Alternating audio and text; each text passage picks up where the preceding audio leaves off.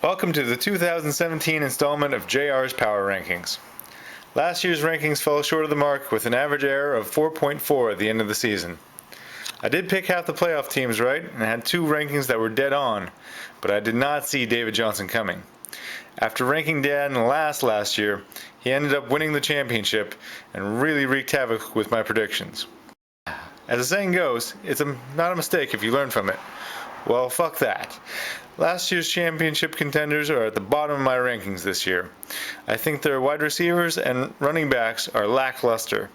It's not that these players won't have points at the end of the season, they will.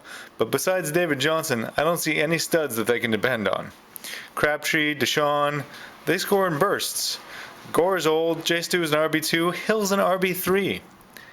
Scott also got old running backs, but Gillislee was a good pickup.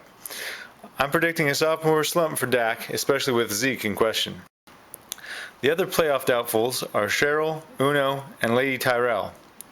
I think Gurley will rebound this year, but I'm not going to bet on him.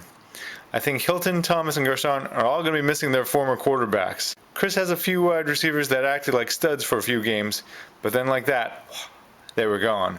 My guess is you'll never hear from him again. Ty is of course the wild card with Elliott. He's got a bunch of pass catchers that are top-notch, but everything else is crap. Zach has a bunch of RBs on his offensive weak teams. This is going to be a nice stable source of yards, but the end zone could prove elusive. Shell has some fresh legs on his team and should prove useful. I could even see Coleman taking over in Atlanta, but not till later in the year. Santos and Shell were pretty nearly evenly ranked, but I'm going to give Santos the bump and push him into the playoffs. You're welcome. I like Carr, I like your wide receivers, but AP burned me last year, and I can only hope the same misery to you.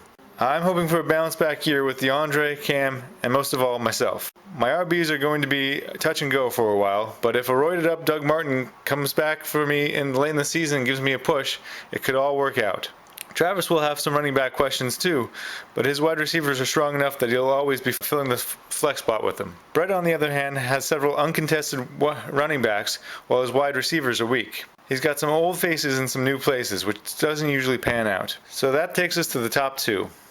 We got Ryan and Brian, both former champions that could earn themselves another placard on the trophy. Ryan's team is not too sexy, but I think the points are going to come. My only marks against him are against his goddamn homer picks. Keenan Allen, Rivers, Gates. He'll probably draft them again in 2020. Aside from Julio, Brian's team also doesn't have these well-known studs, but it does have several useful players which may prove to be studs by the end of the year. So let's see how it shakes out. We've got 3 Smiths near the bottom and 1 at the top.